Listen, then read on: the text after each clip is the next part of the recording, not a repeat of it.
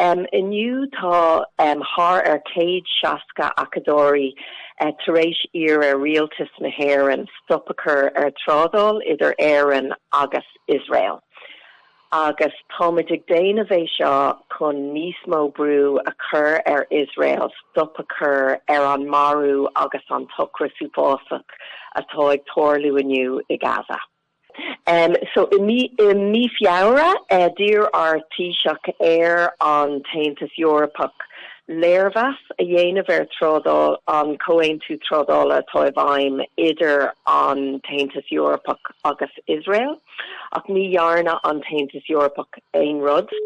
Tar éis é seo dear an Olin an rud céine an Taintas Europach ach tá sé sulir dúin nach bhfuil an Taintas Europach chun ein stop a chur Trádáil le Israel.